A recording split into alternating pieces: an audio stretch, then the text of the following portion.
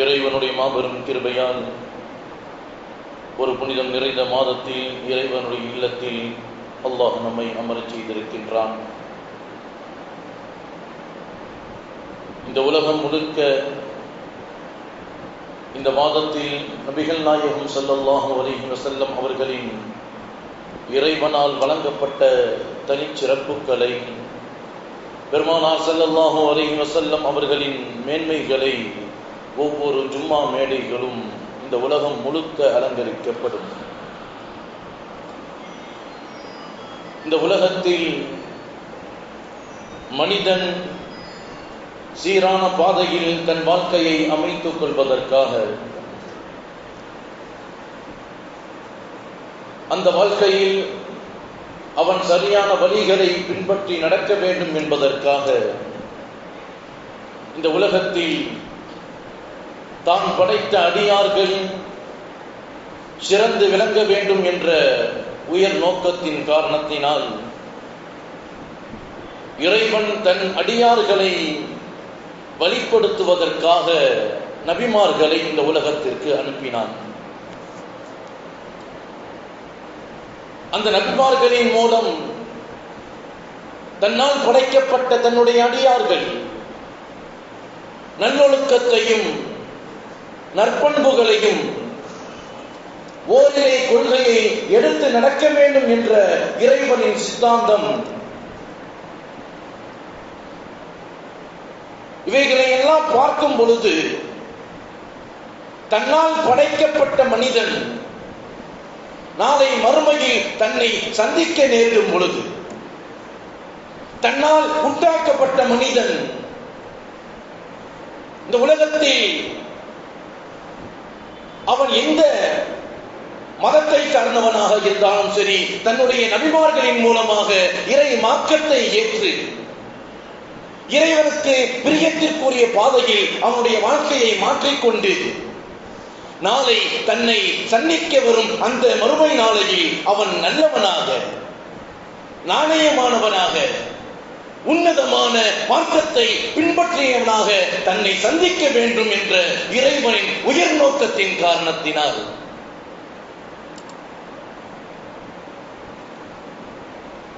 இந்த சித்தாந்தத்தை பார்க்கும் பொழுது ஒட்டுமொத்த மனித சமுதாயமும் பேரின்பப்படுகின்றது.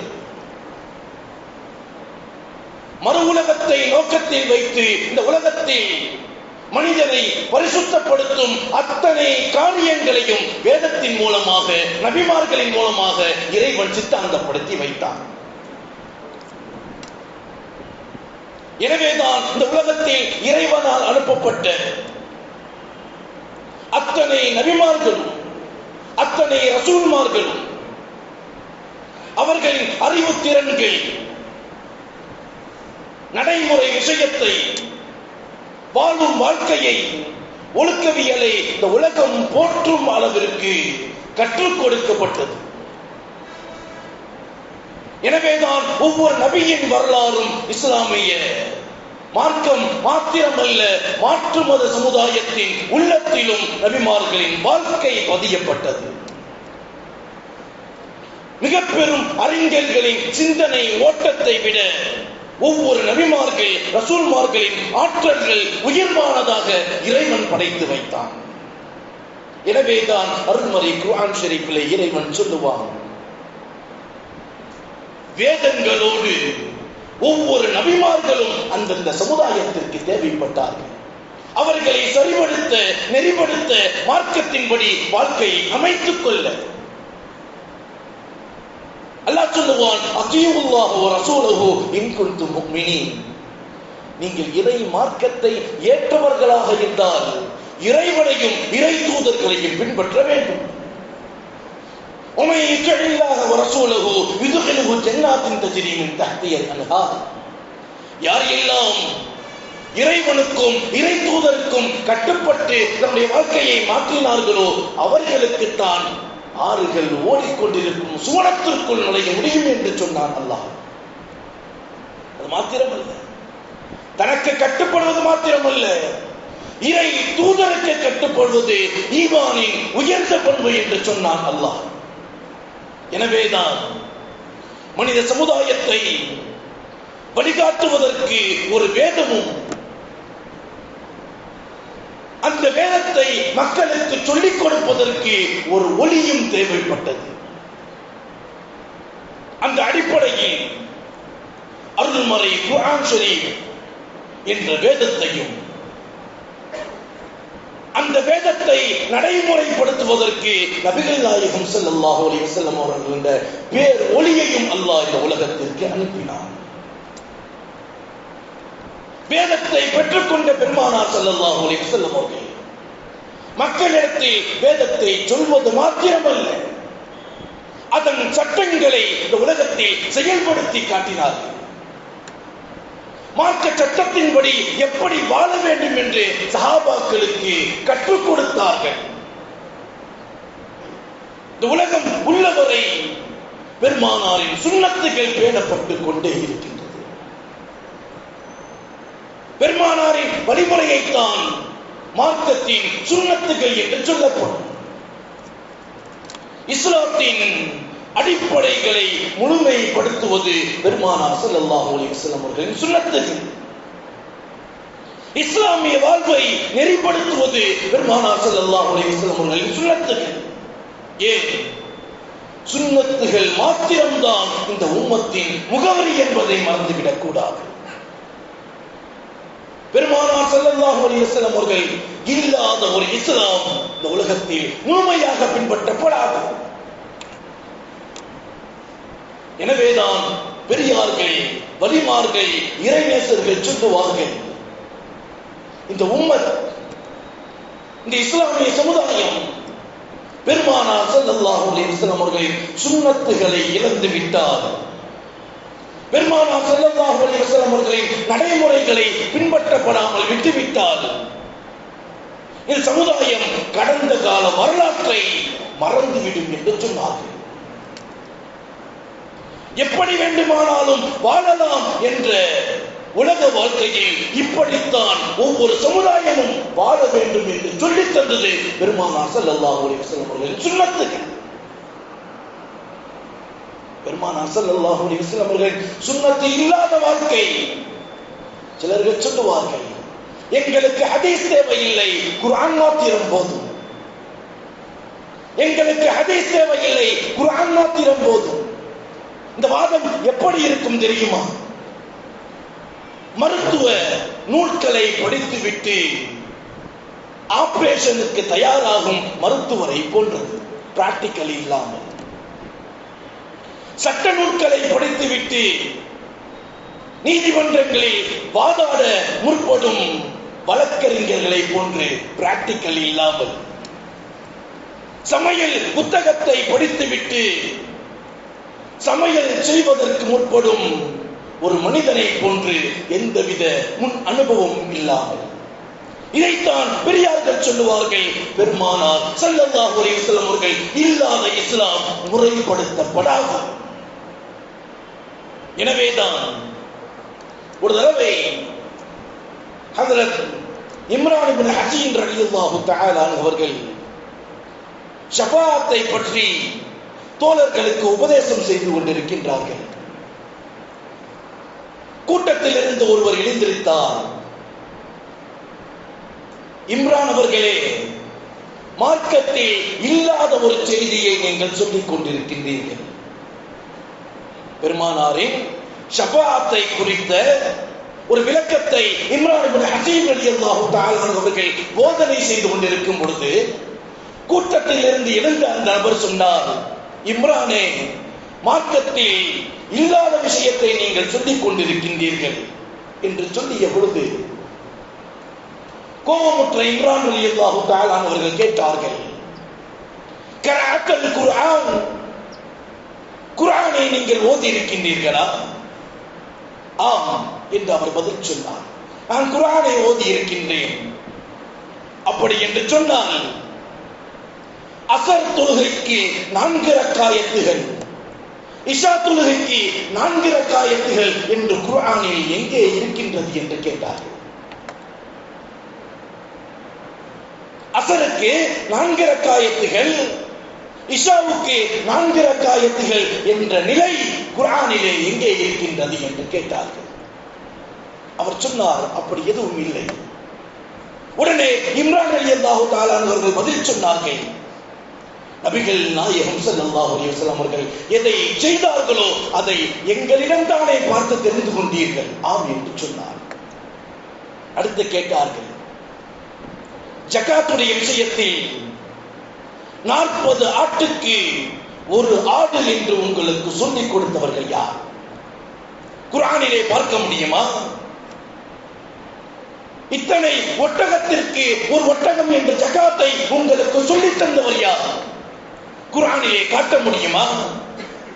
அல்லது அருள்மறை குர்ஆன் ஷரீஃபிலே கஅபாவை 7 முறை தவாப் சுற்ற வேண்டும் என்று இருக்கின்றது. கஅபாவை தவாப் சுற்ற வேண்டும் என்று அருள்மறை குர்ஆனிலே பார்க்க முடியும். அதை 7 சுற்றுக்கள் சுற்ற வேண்டும் என்றும் 7 சுற்றுகளை சுற்றி முடித்த பின் 2 ரக்காயத்து தொழுக வேண்டும் என்றும் உங்களுக்கு சொல்லிக் கொடுத்தது யார்? அந்த நபர் சொன்னார், நாங்கள் பெருமானார் ஸல்லல்லாஹு அலைஹி வஸல்லம் அவர்களின் வழிமுறையை சஹாபாக்களிடம் இருந்து நான் கற்றுக்கொண்டோம். குர்ஆனிலே எங்களால் பார்க்க முடியவில்லை. அம்மா சமயத்து சொன்னார்கள், ஒமா ஆத்தாக்கும் ரசூலு ஃபஹ்தூஹு ஒமா நஹாக்கும் அன்ஹு ஃபன்தஹு. பெருமானார் எதை இந்த மார்க்கத்தில் சொல்லி காட்டினார்களோ அதை பின்பற்றுங்கள், எதை தடுத்தார்களோ அதை விட்டும் தவிர்த்து கொள்ளுங்கள் என்று சொன்னார்கள். எனவேதான் அருள்மறை நாயகம் ஸல்லல்லாஹு அலைஹி வஸல்லம் அவர்களையும் அருள்மறை குர்ஆன் ஷரீஃபையும் தனித்தனியாக பிரித்து பார்க்க முடியாது. ஆயிஷா ரலியல்லாஹு தஆலா அவர்கள் சொன்னார்களா இல்லையா, பெருமானார் ஸல்லல்லாஹு அலைஹி வஸல்லம் அவர்களின் வாழ்க்கை எப்படி இருந்தது என்ற கேட்ட கேள்விக்கு பெருமானாரின் வாழ்க்கை குர்ஆனாகவே இருந்தது என்று சொன்னார்கள். அது மாத்திரமல்ல, இறைவன் வஹியை அறிவித்தான். நபிகள் நாயகம் ஸல்லல்லாஹு அலைஹி வஸல்லம் அவர்களின் வார்த்தையும் வேதம் என்பதை அல்லாஹ் அறிவித்தான். வமா யன்திகு அனில் ஹவா இன் ஹுவ இல்லா வஹ்யு யுஹா. பெருமானார் ஸல்லல்லாஹு அலைஹி வஸல்லம் அவர்கள் தனது மனோ இச்சையின் காரணத்தினால் எதையும் உங்களுக்கு மத்தியில் சொல்பவர்கள் அல்ல. அவர்கள் எதை சொன்னாலும் இறைவன் வேதமாக அறிவித்ததை தவிர வேறு இல்லை என்று சொன்னார் அருள்மறை குர்ஆன் ஷரீஃபிலே. எனவேதான் அலி ரலியல்லாஹு தஆலா அவர்கள் ஒரு முறை பெருமானார் ஸல்லல்லாஹு அலைஹி வஸல்லம் அவர்கள் அலி ரலியல்லாஹு தஆலா அவர்கள் அழைத்து மஸ்ஜித் நபவியில் தூங்கிக் கொண்டிருப்பவரை எழுப்பிவிடுங்கள் என்று சொன்னார்கள். அலி ரலியல்லாஹு தஆலா அவர்கள் கேட்டார்கள், யா ரசூலல்லாஹ், எந்த நன்மையான காரியமாக இருந்தாலும் உடனே முந்திக் கொண்டு செய்பவர்கள் நீங்கள், அவரை நீங்களே எழுப்பிவிட்டு இருக்கலாம், அருகில் இருந்தும் என்ன எழுப்ப சொல்லுகின்றீர்களே யா ரசூலல்லாஹ், அதன் காரணம் என்ன என்று கேட்ட பொழுது சையதுனா அலி ரலியல்லாஹு தஆலா அவர்களிடம் பெருமானார் சொன்னார்கள், அலியே, நீங்கள் எழுப்பிவிட்டு அவள் மறுத்துவிட்டார் என்று சொன்னால் ஒன்றும் இல்லை, நான் எழுப்பிவிட்டு அவர் எழுந்திருக்க மறுத்துவிட்டார் என்று சொன்னால் காபிராகி விடுவார்கள் என்று சொன்னார்கள் பெருமானார் ஸல்லல்லாஹு அலைஹி வஸல்லம். சஹாபாக்களின் வாழ்க்கையை விரட்டிக் கொண்டே இருக்கலாம். பெருமானாரை சுன்னத்துகளை தேடி தேடி செய்தவர்கள் சையதுனா உமர் ரலியல்லாஹு தஆலா அவர்கள் கஅபாவை தவாப் செய்துவிட்டு ஹஜருல் அஸ்வத் கல்லை முத்தமிட்டு சொன்னார்கள், ஹஜருல் அஸ்வதே, நீ வெறும் கல் என்பது எனக்கு தெரியும், எந்த பிரயோஜனமும் இல்லாத வெறும் கல் என்பது எனக்கு தெரியும். என் நாயகம், அருமை நாயகம் பெருமானார் ஸல்லல்லாஹு அலைஹி வஸல்லம் அவர்கள் உன்னை முத்தமிட்டிருப்பதை நான் பார்த்திருக்கின்றேன், எனவே நானும் முத்தமிடுகின்றேன் என்று சொன்னார்கள். பெருமானார் செய்தால் அதை அப்படியே செய்பவர்கள் சஹாபா பெருமக்கள். சையதுனா இப்னு உமர் மக்காவுக்கும் மதீனாவுக்கும் பயணமாகின்ற பொழுது கேட்பார்கள் தனது சகோதர சஹாபாக்களிடம், பெருமானார் எங்கெல்லாம் தொழுதார்கள், எங்கெல்லாம் தங்கினார்கள், தேடி தேடி அத்தனை இடங்களிலும் அதே இடத்தில் தூங்குவார்கள், தங்குவார்கள். சஹாபாக்களின் பிரியம் அப்படி இருந்தது. எந்த இடத்திலும் பெருமானாரின் பிரியத்தை, நேசத்தை, சுண்ணத்தை விடுவதாக இல்லை. ஒரு தடவை ஜாபிர் இப்னு அப்துல்லாஹ் ரலியல்லாஹு தஆலா அவர்கள் நபிகள் நாயகம் ஸல்லல்லாஹு அலைஹி வஸல்லம் அவர்களுக்கு இனிப்பு கஞ்சியை தயார் செய்து தனது மகன் ஜாபிரிடம் கொடுத்து அனுப்புகின்றார்கள் ரலியல்லாஹு தஆலா. ஜாபிர் ரலியல்லாஹு தஆலா அவர்கள் கோப்பையோடு பெருமானார் ஸல்லல்லாஹு அலைஹி வஸல்லம் அவர்களை நெருங்குகின்றார்கள்.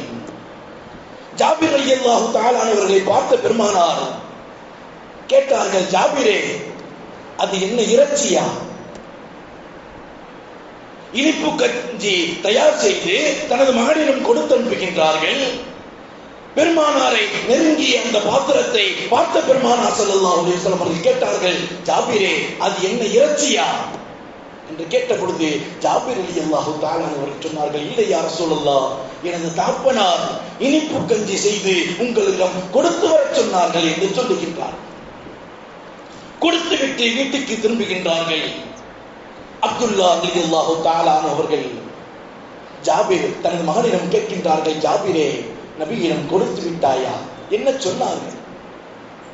சொன்னார்கள், ஜாபிர் ரலியல்லாஹு தஆலா, நான் கஞ்சியை அருகாமையில் சென்று கொண்டிருக்கும் பொழுது பெருமானார் கேட்டார்கள், ஜாபிரே, அது என்ன இறைச்சியா என்று கேட்டார்கள். கறி சமைத்து கொண்டு வருகின்றீர்களா என்று கேட்டார்கள் என்று சொல்லிய உடனே அப்துல்லா ரலியல்லாஹு தஆலா அவர்கள் தனது வீட்டில் இருந்த ஆட்டை அறுத்து பொரித்து சமைத்து பெருமானாருக்கு கொடுத்து விட்டார்கள். அடுத்த கணமே இறைச்சியை பார்த்த பெருமானார் ஸல்லல்லாஹு அலைஹி வஸல்லம் அவர்கள், அன்சாரி சஹாபிகளுக்கு அல்லாஹ் ரஹ்மத் செய்யட்டும் என்று சொன்னார்கள்.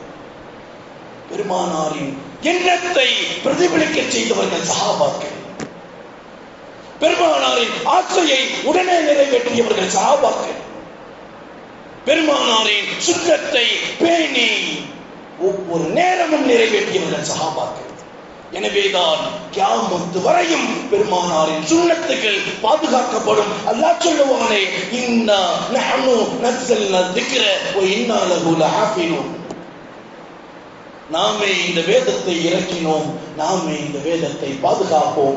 எப்படி அருள்மறை குர்ஆன் ஷரீஃப் இந்த உலகத்தில் பாதுகாக்கப்படுகின்றதோ அது வரையும் பெருமானாரின் வாழ்க்கை பாதுகாக்கப்படும் என்பதை அருள்மறை குர்ஆன் ஷரீஃபின் வாயிலாக இறைவன் சொல்லியதாக அருமை நாயகம் ஸல்லல்லாஹு அலைஹி வஸல்லம் அவர்களும் சஹாபாக்களும் பெருமானார்கள் நல்லோர்கள் சஹாபாக்கள் நமக்கு சொல்லித் தந்தார்கள். அந்த அடிப்படையில் பெருமானாரின் சுன்னத்துகளை பேணி நடக்கக்கூடிய நல்லோர்களாக அல்லாஹ் நம் அனைவரையும் ஆக்கி தந்தருள்வானாக. அருமை நாயகம் ஸல்லல்லாஹு அலைஹி வஸல்லம் அவர்கள் சொன்னார்களே, தூபா லிமன் வஜத ஃபீ ஸஹீஃபதிஹி இஸ்திக்ஃபாரன் கதீரா. யார் நாளை மறுமையில் தன்னுடைய நன்மை தீமை ஏற்றில் அதிகம் தௌபா செய்தவர்களாக இறைவனிடத்தில் பாவ மன்னிப்பை பெற்றுக் கொள்கின்றார்களோ அவர்களுக்கு சுபசோபனம் என்று சொன்னார்களே, அப்படிப்பட்ட உயர்ந்த உன்னத நசீபை பெறக்கூடிய நன்மக்களாக அல்லாஹ் நம் அனைவரையும் ஆக்கியருள்வானாக. வ ஆகிர் தஅவானா அனில் ஹம்துலில்லாஹி ரப்பில் ஆலமீன். ஸலாமு அலைக்கும் வரஹ்மத்துல்லாஹி தஆலா வபரகாத்துஹு.